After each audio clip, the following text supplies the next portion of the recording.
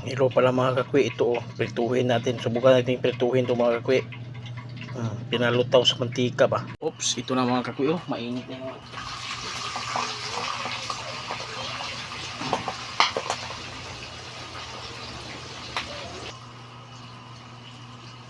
Bilis maluto. O ayan mga kakwi, no? Namula-mula na mga kakwi sa.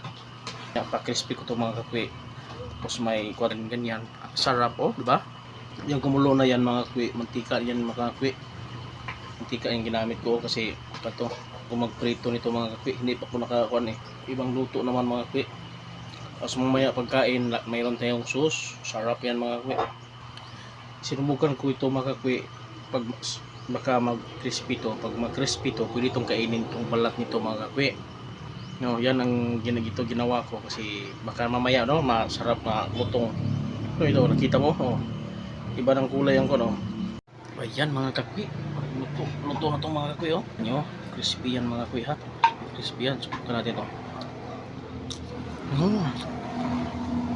Crispy to ka. Wow, sarap. Yummy.